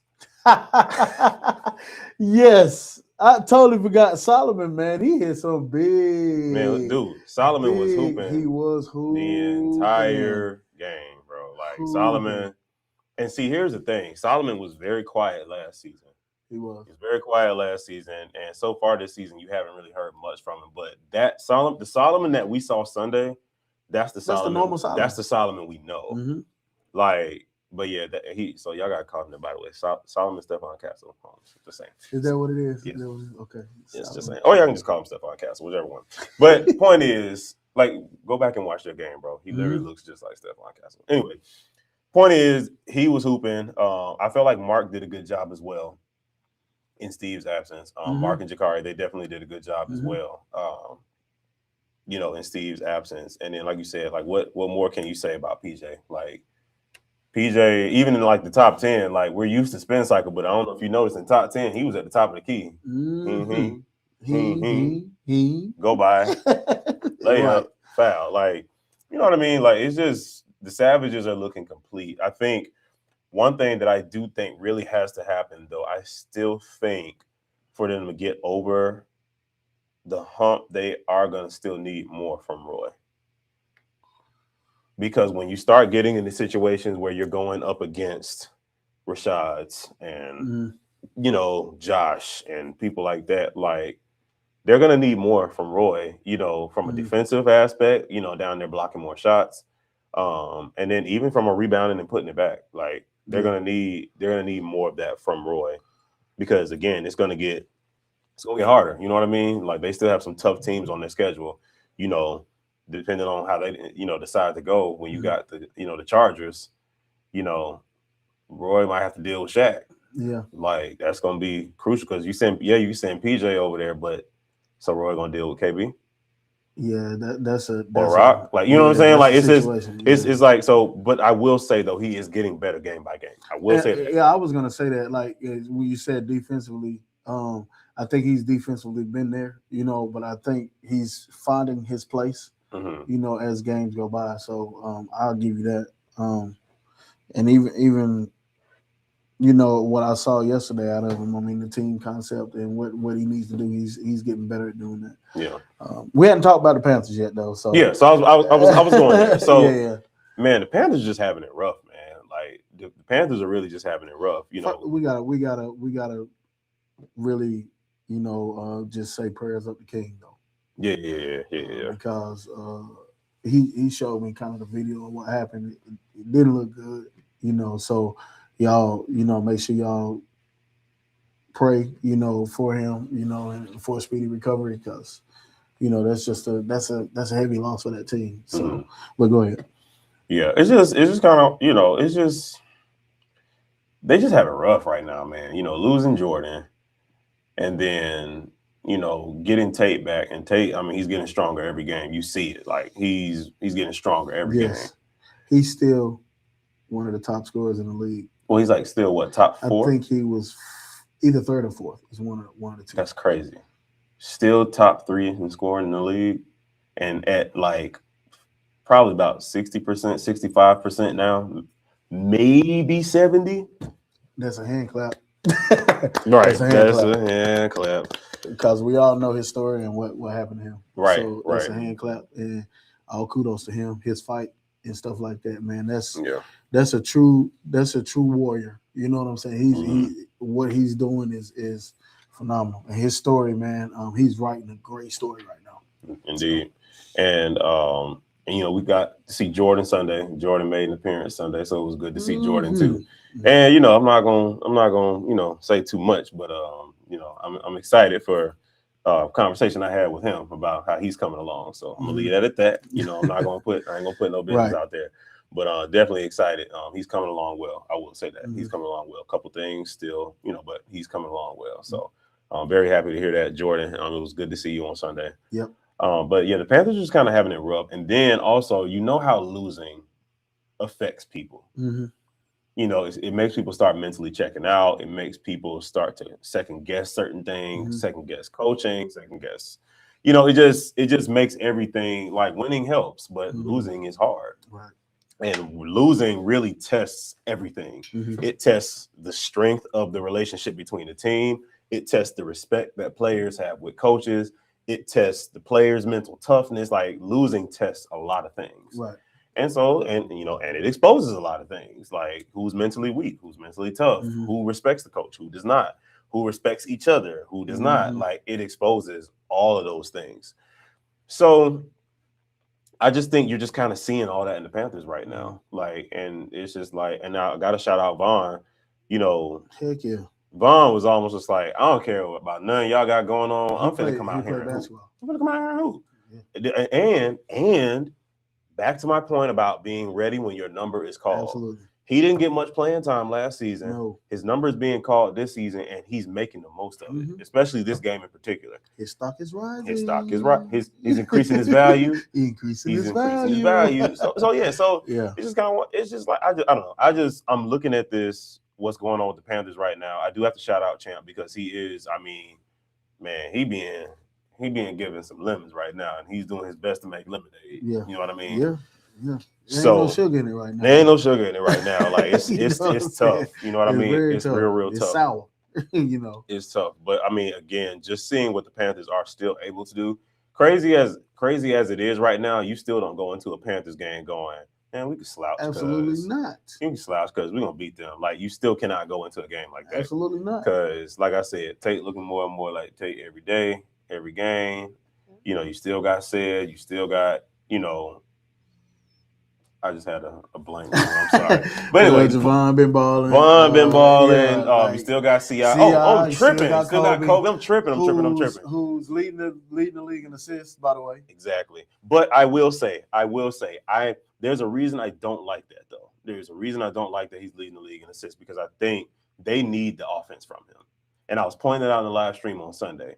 They need, because, you know, even let's look at what the future plan is, right? Mm-hmm. With him bringing Tate over in the first place, to have that Tate Jordan offensive onslaught. You know what I mean? And Kobe is, yeah. Right now, while we're waiting on Jordan to get back, yeah, it would be nice to have a Tate Kobe offensive onslaught. You know what I mean? But right now, Kobe's being asked to do a lot. He's being asked to handle the ball. He's being asked to shoot. He's being asked to, you know, distribute. He's being asked to rebound, like all the things. So it's just kind of like, I would like to see more of a situation where Kobe is able to just score, like literally just score.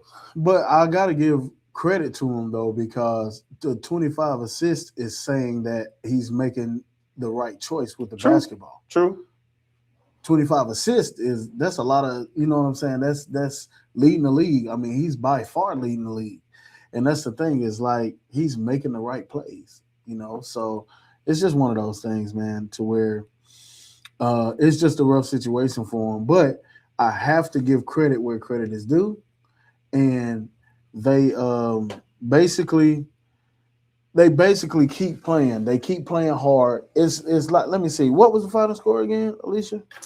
Let me see. I had it up. I'm sorry. No, you're good. 75-62. So that's not like, with them missing the pieces that they have, they're still hanging around. It's not like they're getting slaughtered. You get what I'm saying? Like, they're still hanging around. And you know, it's just a sour situation for them right now. But they still continue to play hard. So kudos to them. But, you know, overall, like we said, the Savages won. The Savages are playing phenomenal basketball right now. 3-1. I mean, they're looking good, looking great. They're motivated, you know, and they're just doing their thing, man. So kudos to them. That's all I got. That's all I got on that one too, man. It's just, like I said, I hope the Panthers can, you know, even just with the Darius said he has to update the stats. Update them, so okay, so yeah. Well, this is as far as we that know was right far now. as we know what we saw right. already. So yeah. But yeah, I do hope, like I said, the Panthers can just kind of come together and just, you know, figure it out. Mm-hmm. You know, I think sometimes in Sky West we can develop this culture of, at this point of the season, it's time to jump ship, or it's time to do other things. Mm-hmm. And it's just like, you know, the Titans, with the exception of this season, you know, even like with the season that they had last year, with the exception of, you know, like I said, this season, they were 6-4 last year. Yeah, they were 6-4. They missed the playoffs last year, all right? But that's what I'm saying, though. That's how tight the league was last year. Like, they were 6-4 and missed the playoffs. But the point that I'm making is, I remember when the Titans was 0-9. Remember that? Mm-hmm. And those guys that were on the Titans are still there. Mm-hmm. A lot of them are still there. They just slowly built over the years. So, you know, it comes with time. Some people, you know. Yeah, moves have to be made, I guess. Moves have to be made. So, you know. Yeah, but that's it for me. I'm off my soapbox. You got anything else to say? Mm-mm. Okay. Well, what would you say, or what advice would you give for the Panthers right now? Weather the storm. Because you're in a situation where you don't have some of your main players, and one of the main players that you have is really at 60%, something like that. Weather the storm. because the thing is your future is great and your future is bright right now. So don't let whatever these losses, don't let that stop you from fighting, and Right. don't let that make you want to leave the team. Don't let that do stuff like that to you because you're in a sour situation right now. But continue to develop where you are. Um, and it's some players right now that's getting opportunities. Take your opportunity to learn, take your opportunity to get better, and be more of an asset even when these other players come back to being 100% and stuff like that. Be a better asset to the team, and stay. Don't leave because of the situation. Stay. Be a good teammate, and just play as hard as you can and fight. In this situation. And I think if you stay there, I don't have a crystal ball, but if this team with the names that they have on it, if they come back as a full team, We so I would say hang in there if you can. Darius. I think that's pretty much it. I think there's nothing left to add. Look, I'm gonna save mine for this life moment we got coming up. But yeah, no, I think he pretty much said it. Like, just weather the storm. Mm-hmm. Cool. All right. Well, we're gonna go to a quick commercial break, y'all, and we will be right back with our life moment. Stay tuned. We're here to unlock greatness. What they say doesn't matter. What I do defines me. Respect is our currency. Brotherhood is our culture. What comes between us? Nothing. We are family. We are competition. We are SkyWest Basketball.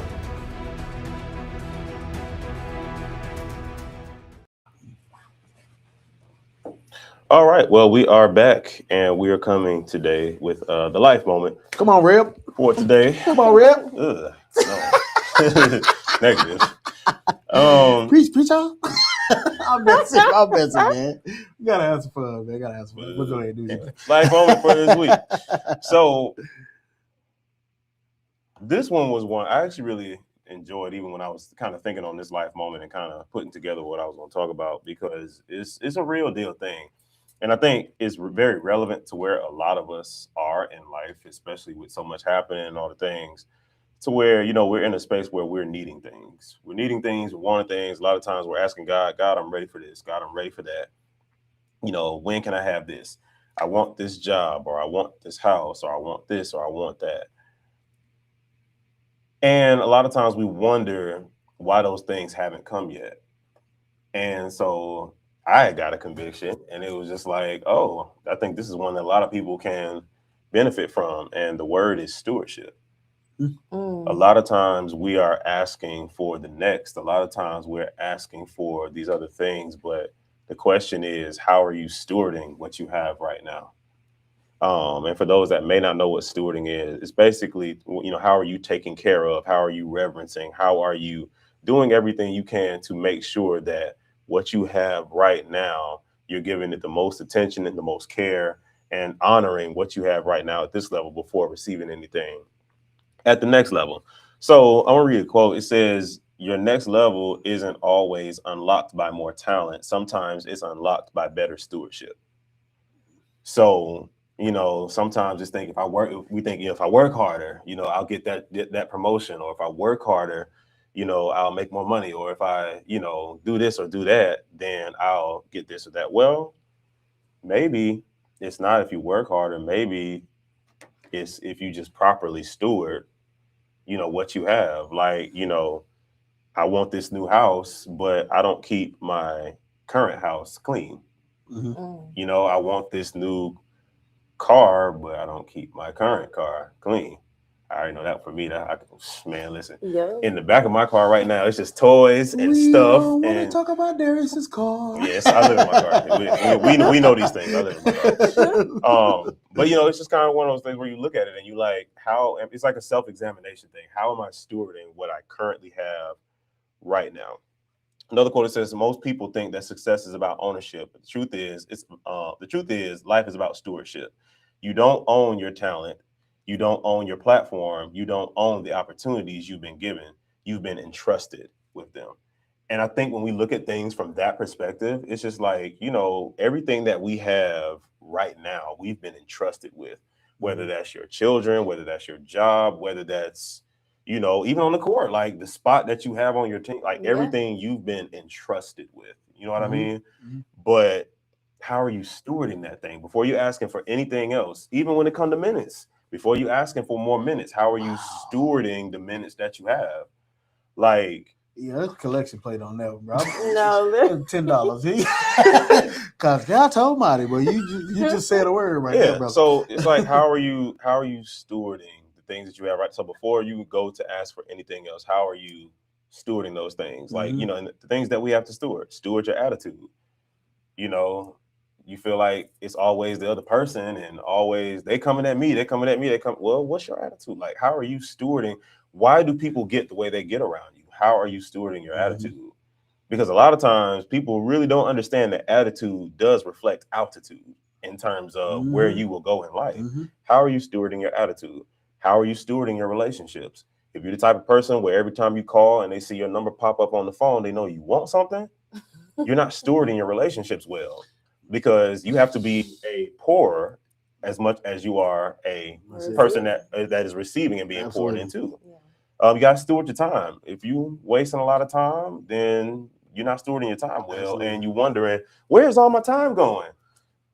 You're not stewarding it Instagram, well. Facebook, all the things that's not productive and pushing you towards where you want to go. How are you stewarding your finances? Like, man, I don't have enough money to When's the last time you did a budget to see where your money is going? How are you stewarding your money? How are you stewarding your influence? A lot of times, God won't put certain people in places of influence because they influence people in the wrong direction. So you got to steward your influence well. Also, if you got a voice, you got to use your voice for positive, because that will elevate you into positive spaces where people will say, hey, this person has a voice. Let me put him in this space, because I know if I put him in this space, I can trust him to elevate everybody around him, not trust him to demoralize everyone around him, because what he says matters, and life and death is in the power of the tongue. Therefore, if he speaks positivity, everyone will elevate. If he speaks negativity, everyone's morale will go down. Right. You got to steward these things. So I'm gonna get off my soapbox with that, but stewardship, literally, like just paying attention to how you're stewarding areas of your life. If you are the type of person that wants certain things, you're praying for certain things, asking God for certain things, and they haven't come yet, I would just, challenge everybody and myself and all of us here to take a look at what we currently have right now and see how we're stewarding those things before we ask for something new. Ooh, that was a whole word right there. Alicia was itching over here to say something. She want to say something. No, like I'm trying to get my thoughts together. Because it's true, but I think you also have to be in alignment with God as well, because oftentimes we could steward things that we need to let go of. So, right? Yeah. And so We're trying to put a plate up here for you too. Like, what? Let me eat now. Right. yeah, so with growth, with stewardship, yes, there's also growth and alignment. So sometimes you have to let things go in order to get to that next level. So prime example for me, like I've done call center work for a few years, and I ended up losing my contract that I had with a recent job. So I was unemployed for a few months. I have a new job now. It's not what I want. And one day I woke up, I went to work, and I was just sitting there. I was so mad. I was like, I shouldn't even be here. Like, it's not my fault that, the contract ended. And then I had to stop and think, like, you were staying in a place where you were stagnant. Maybe God has me here at this new job for a reason, to push me out of my comfort level so I could steward a new environment.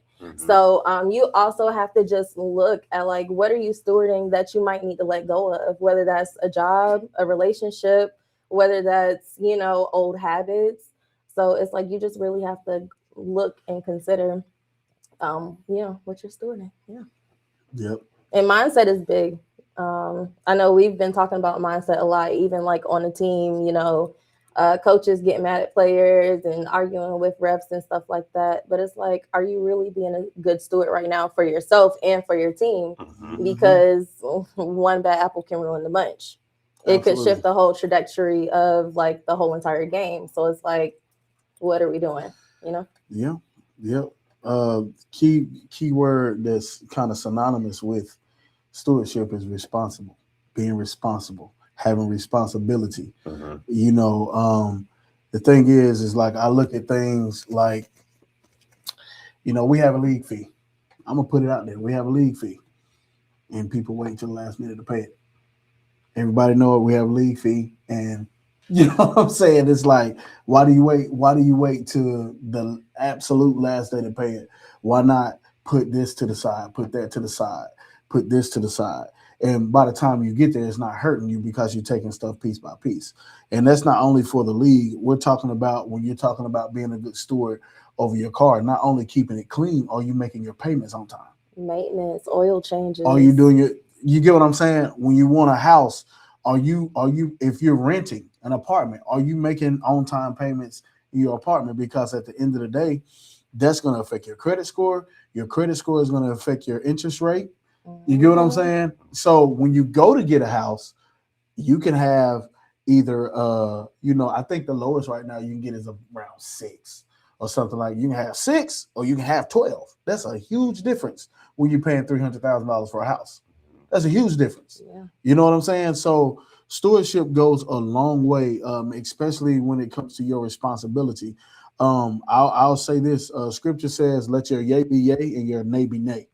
The importance of that is when you buy a car or you get a house or you have a child, you know what I'm saying, and you say, "I'm going to take care of that child." I'm going to, you sign a contract on that house that says, I'm going to pay X amount of dollars every month for this house. I'm going to pay X amount of dollars to sign for a car, X amount of money for that car every month. It's like, so you're saying yay. Yay means yes. You're saying, yes, I agree, and I'm going to pay this. So are you going to be a man or a woman of your word and let your yay be yay? And let your nay be nay? Or are you going to let your yay be iffy? And if your yay is iffy, I guarantee your credit score is right there with it. You know what I'm saying? Iffy credit score is because you said yay to a lot of things that you really shouldn't have said yay to, and you practice bad stewardship and responsibility. I yield. Yeah, it's one of those things where, you know, like we say, you know, stewardship, it's a results-based mindset. You know, understanding like scripture talks about, you're faithful over few, I'll make you ruler over many. So yeah, man, like you have to, before God, because another thing about it too, God's not going to give you stuff that's going to destroy you. Absolutely. So it's like, I can't give you that million you asking for because, you know, you haven't stewarded what you have well. And when I give you that million, you're going to blow it. And then because I'm all knowing, God is saying, because I'm all knowing, once you blow that million, you're going to sink into depression. Then once you sink into depression, because you thought that million was going to fulfill you, now you sink into depression. Then when you sink into depression, now you're ready to take your life and you're ready to just check out, because I'm not going to do that to you. I'm going to make you learn stewardship here. So that way, when I give you that million, you'll know how you'll make it grow. You understand what I'm saying? So yeah, stewardship, y'all. That's our thing for tonight. You know, just make sure you're stewarding what you have right now. Make sure you're stewarding those things well. And, you know, as you do that, you know, he'll give you increase. So yeah. And not everything is a blessing. Just because you got it, if you can't afford it, how is that a blessing? If you can't make your payments on time, how is that a blessing? That's more of a curse to me. Just being real. So yeah, living beyond. That's part of that stewarding your finances, though. Yep. That's part of stewarding finance. Like, you know, you got to make sure that, you know, you live within your means and really below, depending on the situation. So All right, Alicia, we get into that time. It's time for us to get to these wait, did you? Oh yeah, you gave. I did. I was about to say. There is one more thing. You also have to steward your body as well. Eating better, drinking water. I got my water right here with me. So it's like, it's not physical, mental, emotional, financial, but take care of your body. I work around a mix of different ages, and I see like a lot of older people as well, like 50s, 60s. I'm like, wow, it's great that y'all are still like up and active. I used to work in a gym way back, fresh out of high school, and it's just amazing to see like older people in there getting active. So, just steward your body, take your vitamins, eat healthy, stop drinking and smoking so much, because over time, it'll catch up with you for sure. But yeah, just be a good steward of your body as well. You only get one. Word of the week. Stewardship. But all right, it is time. Who you got? We need a jingle for that. We do need a jingle for that. We're gonna create a little who you got like jingle. Like a little flying, like. Yeah. By the way, while we're thinking about this, and she looking, like, and subscribe. Hey, give us a thumbs up. All of Shout that. out Lance. He lost 8 pounds. Lance lost 8 pounds. Love it. Yeah, Lance. That's what I'm saying. Nah, for sure, Shaq. Great game, bro. Great game. Yep. Appreciate that. Yep. Great game. Y'all go back and watch Darius talk, man. He was cooking today. He was because that was for you, because you was trying to cook last week. Yeah, no, I cook. Lance said, "Nah, I'm Lord." I was smoke hookah.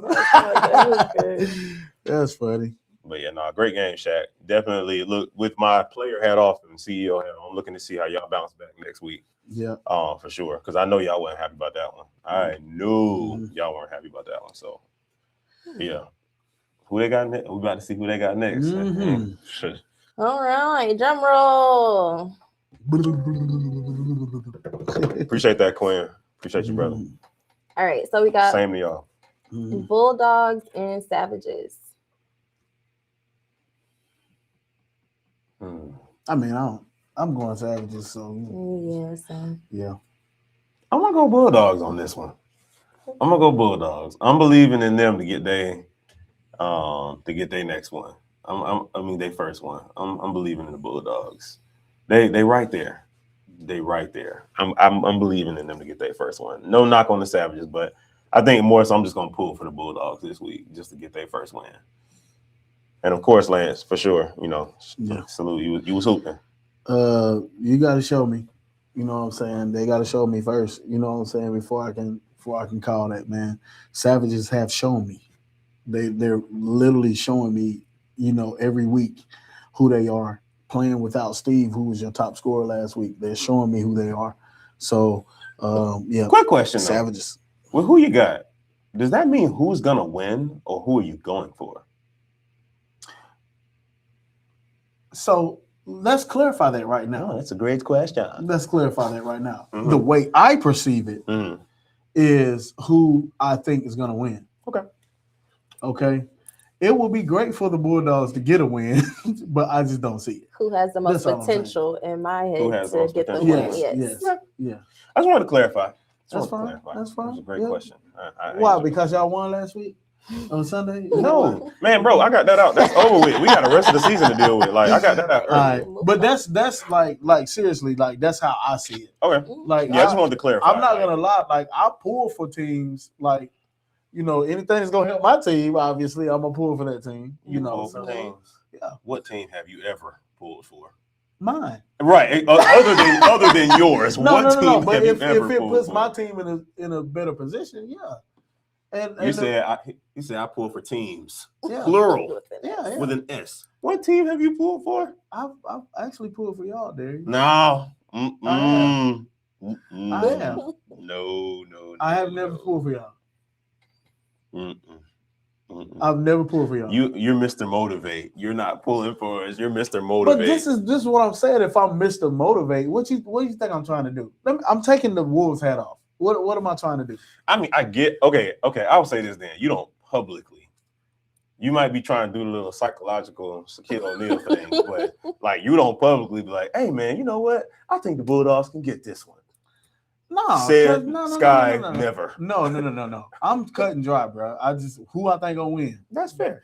But anyway, come on, Okay. it's getting late. We over here deliberating about what that is. Let's figure this out. All right, so 2 Savage and a Bulldog. All right, let's go. All right, next, Blazers versus Chargers. Ooh, we just talked about the Chargers coming off an L. I'm gonna go Chargers on this one. Ooh, I'm boy. gonna go Chargers. Ooh. I think them boys mad, bro. Like I genuinely think them boys mad. They are not happy about that at all. And I think also because of how people see the Red Hawks and the Red Hawks beating them, I feel like they feel like the league is almost looking at them like they're not a powerhouse because of the loss that they took. And I feel like they will want to remind the league, hold up, like. You know what I mean? Like, don't get it twisted. Yeah, we took a loss, but like we still that team. So, but it's hard because they took a loss from a team that was loaded in a different way this week. Y'all were loaded in a different way this week, and nobody has seen y'all on tape. You get what I'm saying? With what y'all had, nobody. You get what I'm saying? So it's a different dynamic, and sometimes the adjustment is crazy. But I will say this. I'm going to take it deeper than the Red Hawks. How bad did they get beaten in the championship last year?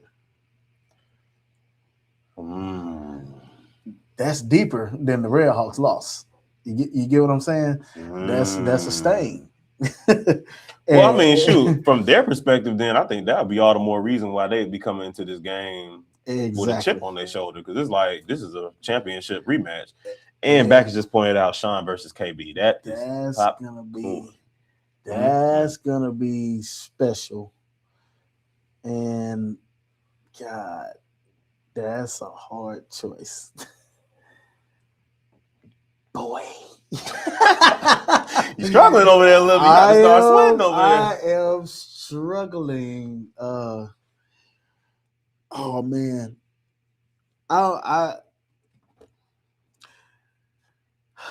God, Bulldogs. I mean, not Bulldogs. I'm sorry. Blazers. You really struggling over there. I can't even think of it. Blazers. I'm gonna go with the Blazers. Just right now, I don't know who can really compete with Sean. Like Sean is he a rough guard, man. He's a rough guard. Not to say, God, man, it's a hard choice, but I got to go with my gut. That's what my gut is saying is the Blazers. It's a rough choice, but my gut is saying the Blazers. Lance, what y'all got to be mad about? Y'all been undefeated for like forever. What are y'all mad about? Yeah. That was something that was said Sunday that cracked me up, bro. Somebody was like to the Blazers, somebody was like, y'all do this every time y'all lose. Y'all doing this every time y'all lose. And Aaron was like, when's the last time we lost? He was like, oh, you got a good point. I can't say nothing. Like, y'all ain't lost in a minute, bro. So what y'all mad about? Yeah. But I thought that was funny because, like, yeah, they ain't lost in a minute. They haven't. All right. Who would you say? I'm going to go Blaze. The table is divided this week. All right. It's hard to go against it right now. No disrespect to the Chargers at all. Mm-hmm. It's just Blazers are rolling right now. It's just it's hard, man. It's hard. Lynn said we ain't lost the game since when, and y'all still doubt us. Yeah, we mad. It's not even, and see, that's the thing about these who you got. It's not even about doubting. It's more about, because again, like from these seats, we have to be objective. Mm-hmm. And so it's like, yeah, of course, we want all y'all to cheer hard for y'all's selves and teams. Yeah. So yeah. Mm-hmm. So yeah, ain't about doubt. All right, next game. Things just got interesting. Red Hawks versus Titans. We got breaking news. Mm-hmm. Backus report just went out. Mm-hmm. So I guess we can share what is on the Backus report. So according to the Backus report, the Red Hawks have traded Mason to the Titans for Troy and a second-round pick. Mm-hmm. So with that updated information, of course, y'all know where I'm going. I'm going us, but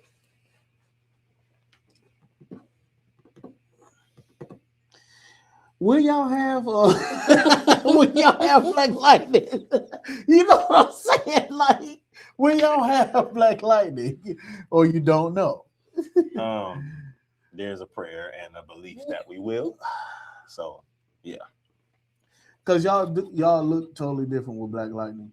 Now, the caveat though is you're missing Mason now, which is huge. But I do think Troy gives you, I guess I can say, more of a low post presence. And what I mean by that, he's there more often than Mason is. You get what I'm saying? So even though this last game, I thought Mason played a little angry. You get what I'm saying? So, but I think Mason, he's a playmaker as well. He likes to pass the ball often. He likes to play at that free throw line and take some of those free throw line jumpers. I think Troy is more of a traditional, big. So I think that, may make a difference. So right now, and that's, y'all moved one player, right? Y'all just moved him and got Troy. I'm going to say Red Hawks. And it's strictly because of what y'all did last week and y'all's togetherness, and you're not switching more players. I believe the Titans are switching more players than you guys, and I think that pot is gonna be, it's gotta cook a little bit more to come together. With y'all switching somebody like Troy, I think Troy is more of a machine.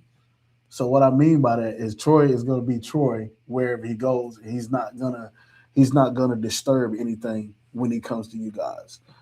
So and especially if you have Black Lightning, I think y'all gonna roll. Y'all gonna win this game. I'm sorry, I just had to sit in there. Like, I probably never heard you say that before. So I appreciate that. All right. We're supposed to analyze and be okay. He said, let's put some chicken on this game. You funny, man. Chicken Man himself has spoken. Chicken Man. Hey, he want to cook, though. I'm sure he wants to cook. You know what I'm saying? Because he's playing against a team that he came from. So, hey, Mason, I want to see you cook. You know what I'm saying? I want to see you cook. Like, I want to see everybody be at their best every Sunday. So, like I said, that's Wolverine hat off, that CEO hat on. I want everybody to play great. You get what I'm saying? So, hey, man, give me what you got, brother. Give me what you got. It is. Show me what you got. What Jay-Z said. Show me what you got. No, I wasn't looking mad, Tyler. I was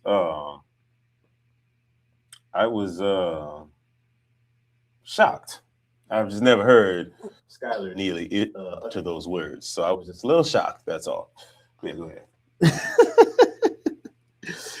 I haven't had the need to utter them until now. That's fair. That's fair, Sky. Mr. Neely.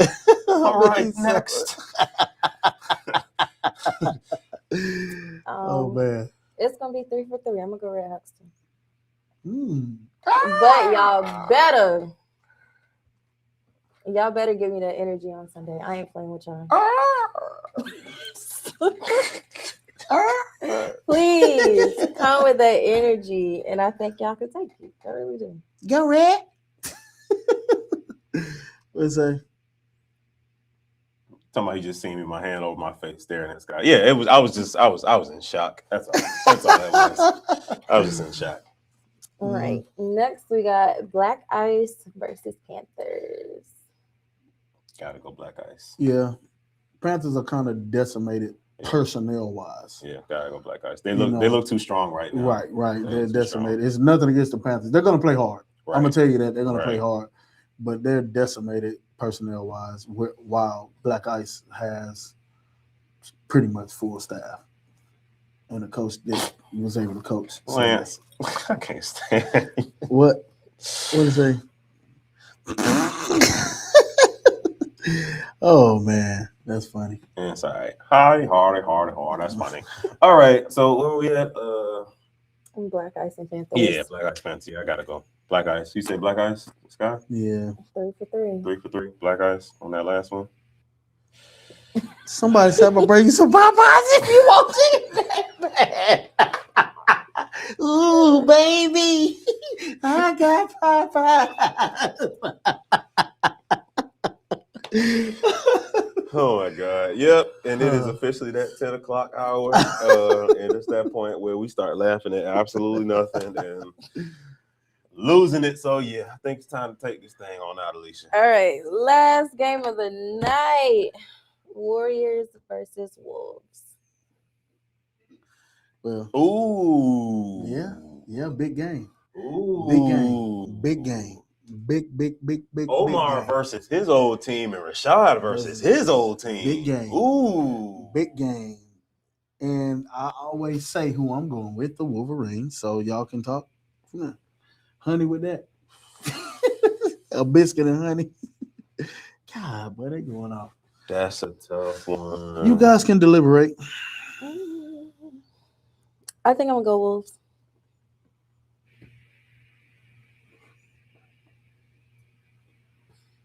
It's like I want to make the table 3 for 3 and concede that quickly as well. But I do believe there. Y'all gonna have Josh Sunday? Yeah. Why do you say that like it was a thing? Well, Josh was there. It's just a jersey situation. Well, I know, but I'm just saying, like, He's- I didn't know if he was like back, or if he's coming back. No, he's back. Oh, he's back. Okay. Yeah.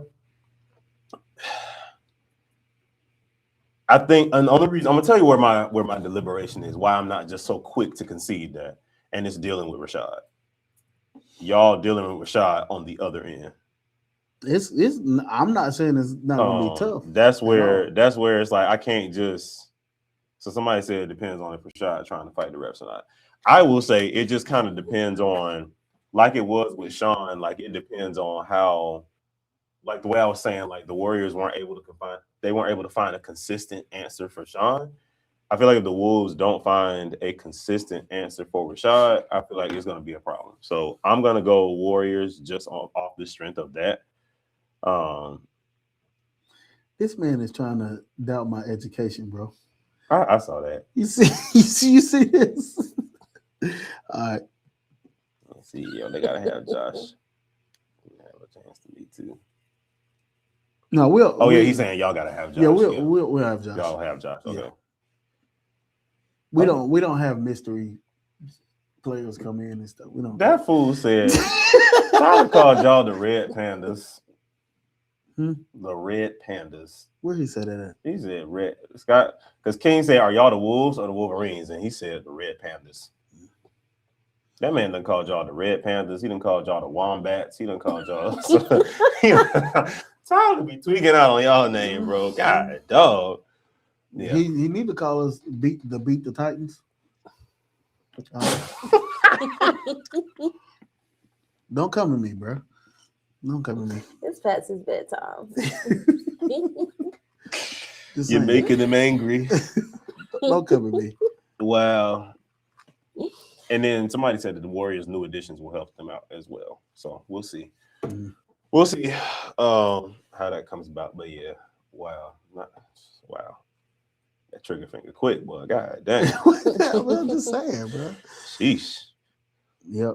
Oh, somebody said share the Warriors' new additions. Larry and Corey. Larry and Corey. So yeah. All right, Alicia. Any final thoughts? Nah, I know this game, for this game right here, we better come with our A game because the Warriors is a tough team. But like I said, I trust in my team. My boys fight. You know what I'm saying? These guys fight. And so it's tough. It's a tough pick. Because then again, like I said, you got Omar on the other side, and pretty sure he wants to get some get back. Oscar, the raccoon side, came out. Mm-hmm. Oh wow. Mm-hmm. Anything else that you'd like to add before we close? Nah. No. Okay. Titans win the game. But yeah, besides the first one. But yeah, let's keep moving. Let's go. Well, y'all, that's it for tonight. Because it's his bedtime. Calm pandas, rabbit, raccoons. It's all good, man. It's all good. He trying to come at me, man, but he got to make the playoffs before he talk. Like, make the playoffs. Just make the playoffs. You can't even do that. And then you trade away your whole team. I mean, you know what I'm saying? Like, I don't stop it. All right. We love y'all. It's up on Sunday, so I hope y'all ready because It's I'm another ready week to of good see a fight. games. Yes, it's another week of good games. Hey man, and y'all bring people out, man. Y'all we wanna outgrow this place, man. We want to have it standing room only. So y'all start bringing people out, man. It's a lot of stuff coming down the SkyWest pipeline. So you know, y'all bring people out. They ain't gonna want to miss it. Right. Tuck your jerseys in. Dadgummit. I got tired of saying it. Tuck your jerseys in when you come in the game. And don't be standing next to the door, players. All right. You know what I'm saying? I had to have that moment. That was for Willie. That's it. That's for King. That's it. All right. We out, y'all. See you Sunday. All right. See y'all Sunday.